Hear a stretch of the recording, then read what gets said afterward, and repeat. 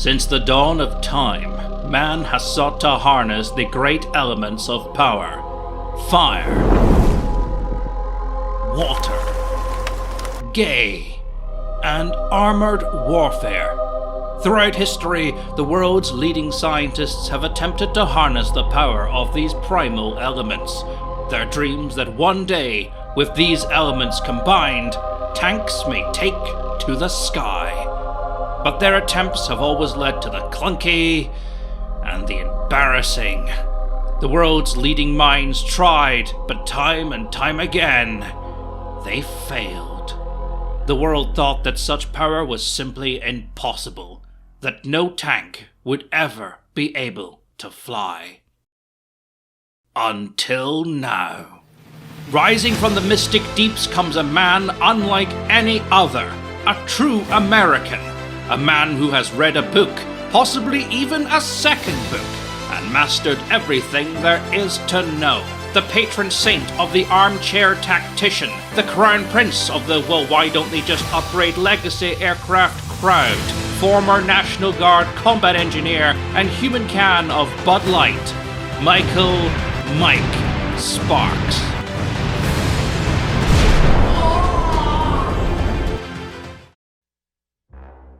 Alright, theatrics aside, Sparks is a man known for many things. Brevity of wit is not really one of them, nor, if I'm honest, is a general understanding of reality. Fascism is really an American Rockefeller invention. It's the idea that these guys, these German guys, fair skinned, came from the north or the south, the Arctic regions. They used technology. There was a great flood. They dug themselves underground and they saved themselves. They didn't build an ark. They dug deep with technology. Or a hollow earth connection. In other words, at the end of World War II, we tried to stomp out the Nazis. Couldn't do it. They had superior technology. Now, in retaliation, the Nazis are flying their anti-gravity craft to the United States to harass us. Out with the bubble of the Reformers Club, Sparks was more someone you bring up as an amusing talking point over a game of bolt action, or focus firepower, or whatever the cool kids are playing these days. Adding fidget spinners. Look, I'm in my 30s, I don't give a shit. Full disclosure, he's not a person you really want to be taking seriously.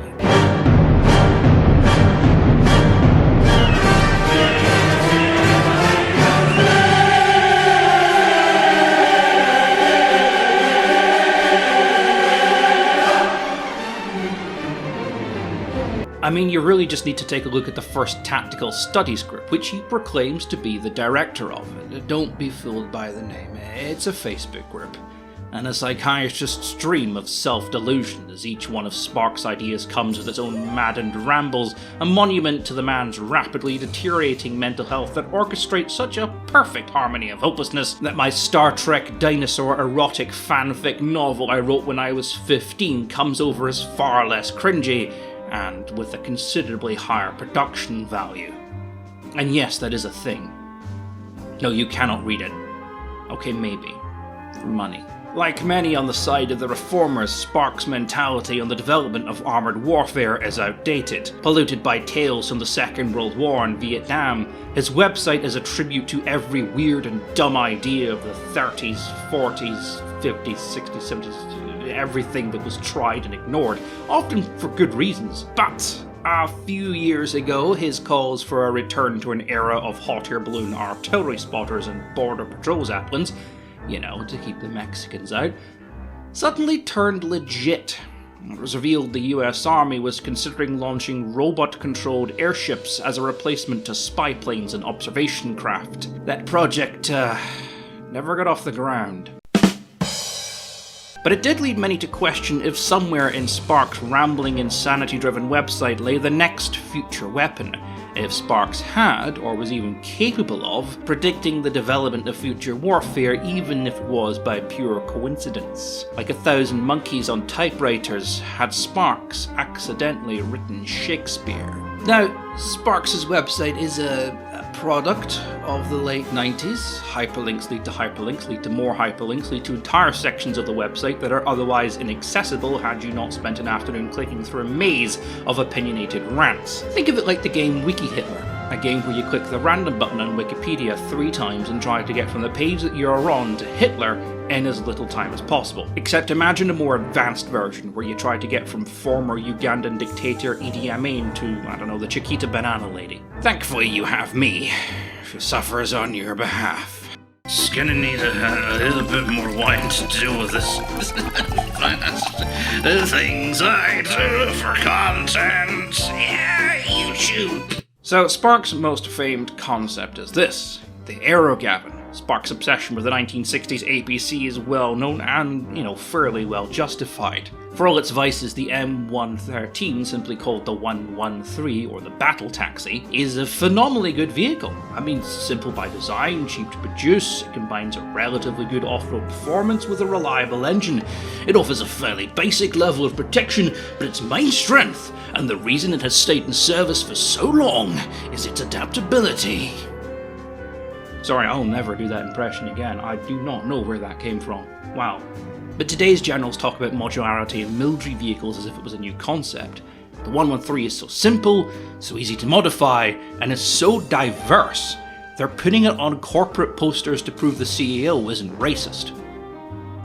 It's been an APC, an infantry fighting vehicle, a light tank, a tank destroyer, a scout, a command vehicle, an ambulance, a repair vehicle, a missile platform, a recon vehicle, a cargo truck, an air defense platform, a minigun, because why the fuck not, a flamethrower, a mortar carrier, a boat, and a fucking fire engine. So I agree with Sparks. I mean, one of the few times you'll ever hear me say that. It's a fantastic vehicle, but here's the million-dollar question. Can it fly? Now, as dumb as that may look, the idea of flying tanks is not new and has been tried by almost every major power at least once. The Russian attempt is pretty much a meme at this point, a T-40 light tank with wings that started as an honest attempt to land troops in deep snow without a parachute. Or the plane landing. This evolved into the idea of just strapping tanks to the bottom of bombers. You see, Ivan, why bomb when you can become bomb, then shoot more bomb? Again, I'm sorry, I don't know where these impressions come from, I will stop. And then finally the wing tank itself, which was semi-successful, but it couldn't get airborne by itself and needed a tow. The Soviets would cancel the project in 1942. Japan would do the same, not cancelling a project in 1942, they would attach wings to light tanks and tow them with bombers. A few were deployed via gliders to the Philippines, but the project was cancelled before it could get off the ground.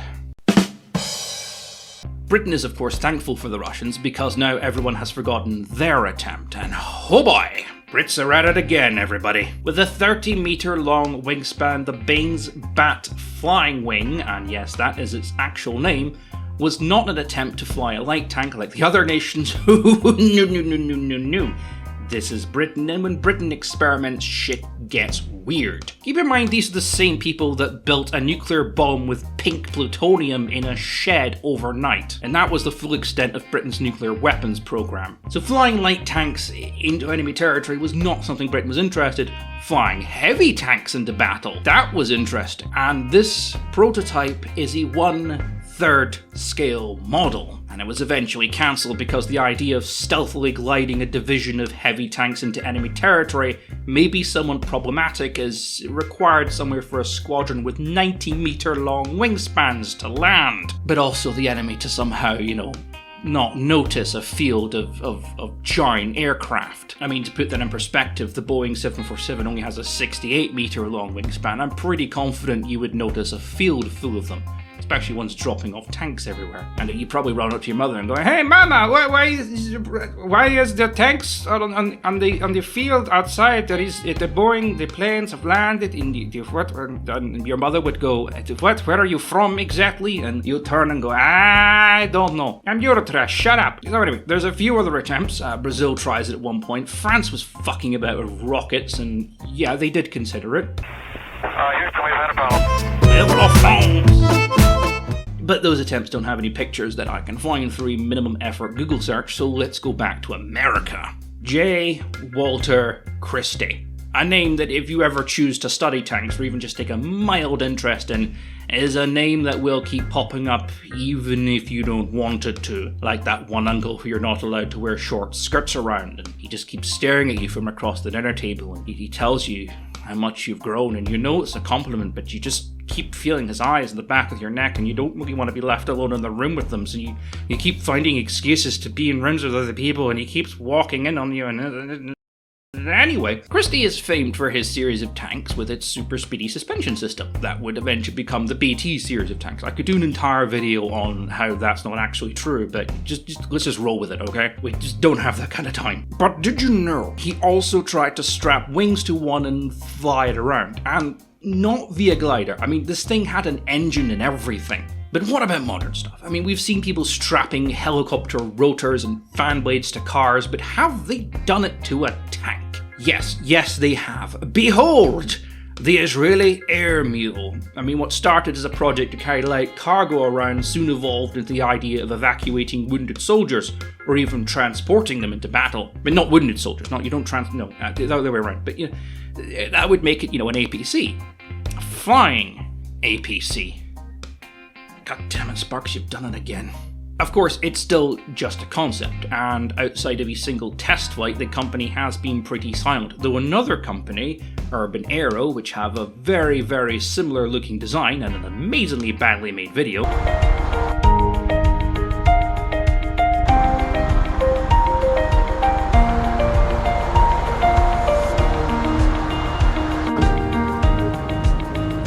for a flying car? And also a crop duster? Okay. I mean, sure. Let's just give everybody in New York their own mini helicopter. What could possibly go wrong? There's a reason we don't have flying cars. And no, it's not because we can't make them. The technology has existed since the 50s. But if you've seen New Yorkers drive, you quickly understand that every Friday night would be 9/11 times 100. 9/11 times 100? Jesus, that's... Yes. 91,100. You're just chilling out in your sitting room one day and a taxi comes through the freaking window and the guy gets in and says, "Hey! You put in the building in front of me, hey!" You turn and go, "That's a racist accent. That is definitely 100% racist." And he goes, "Hey! Don't care." Sort of pan New York, Brooklyn, Chicago, via Manhattan, I don't know. Anyway, so getting back to Sparks. Sparks' APC design takes a radical shift away from the standards of expected aviation in armoured warfare and combines them together in a way that only the mind of Mike Sparks could do. And the fact that he's gone for a biplane design with the belief that he'll get twice the lift because, 2 wings, should give you an indication of the level of expertise we're dealing with here. That is not how aerodynamics work. There's a reason heavy lift planes like the Galaxy don't use biplane designs. Though the theory behind the design was you would get twice the lift, the reality was that sometimes you get less than that of a monoplane, as the drag coefficients between the two surfaces tend to cancel each other out. You get a lot more drag, meaning you need a lot more power to fly just as fast, and its ability to glide is drastically declined. What you end up with is a sluggish, slow aircraft that cannot glide but maneuvers exceptionally well. So for World War I dogfights, it was great. You could literally spin the aircraft in circles. But in the modern day of speed, or perhaps if you were, say, building a glider, this is possibly the worst wing design you could go for. Like many things, Sparks believes he understands the principal theory but not the reality. The pros but not the cons. And the pros of a biplane allow for a plane to be lighter yet more structurally stable than a mono, as well as give it a considerably shorter takeoff speed. So for things like the Russian AN-2 cargo plane, which needs to be as light as possible and allow for more cargo, as well as operate out of dirt tracks and short private runways, the biplane design works. But all of this is somewhat moot when you strap a 23-ton tank to the bottom of the chassis. The weight of an unladen AN-2 is 3.3 thousand kilograms. An unladen 113 is closer to 10,000 kilograms. That's on the paratrooper variant. That's the lightest this thing can be. I'm not even going to get into the part where Sparks thinks the AN-2 is a stealth plane. That's a level of comprehension we just don't have time for. But it is going to be something that I'm going to save for a different bitch fest, because We need to discuss that at some point. And then we move on to everything that Sparks has decided to add to his creation. I mean, rather than giving it its own engine like Christie, Sparks has equipped his AeroGavin with a jet-fueled hybrid electric engine, which he presumes will be less weight than its current diesel engine, which he proclaims will power the turbine prop as well as the Gavin itself when landed. I mean, not only is this dual system going to drastically complicate everything, it also potentially triples the fuel consumption, forcing this thing to carry more fuel. Now, the hybrid electric engine is not as insane an idea as you think. It's actually quite common. Patrol boats in World War II would have hybrid engines, switching to electric batteries when sneaking around enemy ports at night. This has greatly reduced the noise level. There's, however, a reason electrical engines have yet to become mainstream in modern military. Fuel canisters, contrary to popular belief, don't explode when you shoot them. Lithium-ion batteries do. It's also easier to carry a couple of extra jerry cans than it is an extra battery or two. This leads us neatly to the second problem. A fully laden Combat 113, assuming it has all 8 men on board, as well as the pilot, is going to come in excess of 14,000 kilograms, or 15 tons. Putting that in ART-42 or CRJ territory. I'll use the 42 as a reference since it's also using turboprops, of which it has 2. Sparks only has 1. It's also used by FedEx a lot as a light cargo plane. It can carry a weight of about 18 tons. So Sparks reckons he can get about 18 miles an hour out of his Super Gavin, which I doubt since he has a tendency to add things to his creation without considering that those things weigh something. But let's just roll with it. So the takeoff speed of an ART-42 is 149 miles an hour, and that's with 2 engines, and regular wheels and a smooth runway. Sparks expects his creation to take off at the same velocity as a light aircraft with 1 engine, that the chassis alone, not including the wings, props, or the dimension, he also wants to equip this thing with air-to-air missiles that is 9 times the weight of an AN-2 and has tracks, and somehow reach takeoff speed of 149 miles an hour. Sparks envisions his creation flying at treetop level, being used to take out soft targets behind enemy lines, commando style, which includes anti-air positions. I'm not confident this will work, as, just to remind you, в автомата входит почти 2000 выстрелов. Из пушек за 1 секунду. Which can see in the dark and does have a radar system specifically designed to detect low-flying objects like, oh, I don't know, a low-flying tank sneaking up on it. And this leads us to the final problem. What happens when it lands? I mean, glider troops are not typically used anymore. Gliders are big and can be spotted more easily than a parachute. They need large empty fields to land in. And if you're fighting insurgents, they typically hide in jungles or mountain cave systems, places a glider can't land. But let's say it does. Let's say that the 113, the Gavin now sheds its wings and moves off to its destination, leaving behind its props and 2 AIM-9 missiles. Like many people who dream up fantastic future weaponry, Sparks makes the mistake that battlefields are clean. However, if you ask any general who's actually saw combat, you know of the ever-present problem of civilians. Battlefields are not self-contained. Contrary to popular belief, people do live in them. Land a glider that disposes of its weapons when it lands, and that is going to attract some attention. And unless the Army Reclamation Service is following the AeroGavin around, those AIM-9 missiles are not likely going to be there when they get back. Civilians will pick them up, take selfies with them, and even just take them home. There's also a strong chance they'll end up in the hands of the insurgents you set out to destroy, meaning not only have you armed them, you've also broken the Geneva Convention, as leaving bombs scattered around for civilians to find is a crime.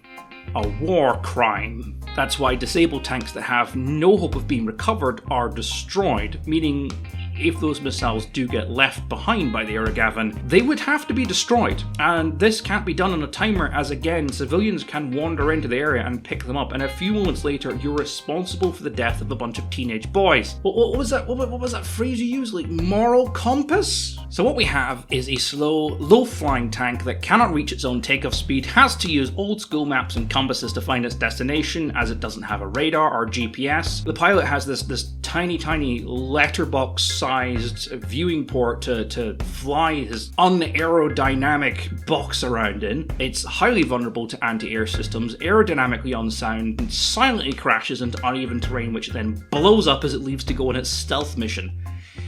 So, long story short, is this gold? Does the AeroGavin work?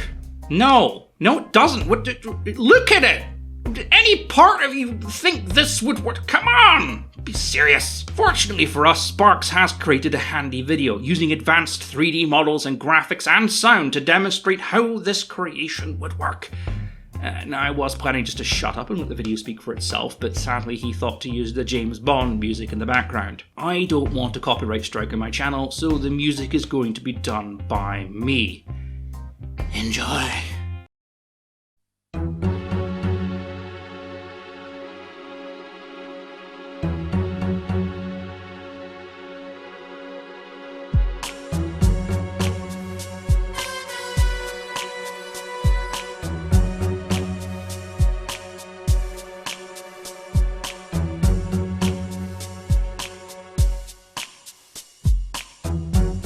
Reflections on the water, more than darkness in the depths. See him surface and never a shadow. On the wind I feel his breath. Golden eye found his weakness. Golden eye, he'll do what I please. Golden eye, sweetness, but a bitter kiss will bring him to his knees. You'll never know how I once showed from the shadows as a child. You'll never know how it feels to be the one who's left behind.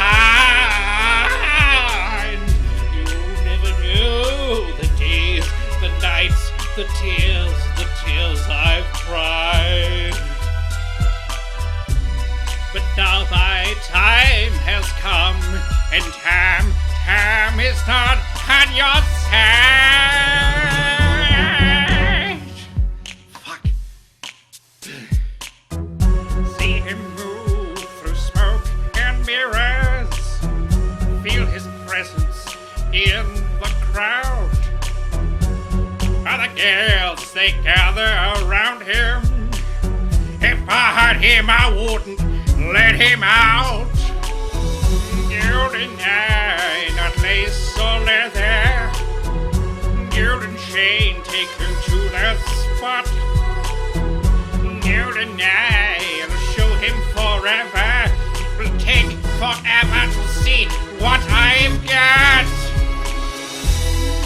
You'll never know how I watched you from the shadows as a child. You'll never know how it feels to get so close and be denied. It's a gold and honey trap I've got for you tonight. Ben is a kiss. This time I won't miss. Now I've got you in my sight. Oh, for fuck's sake. With a golden eye. Golden eye. With a golden eye. Golden eye.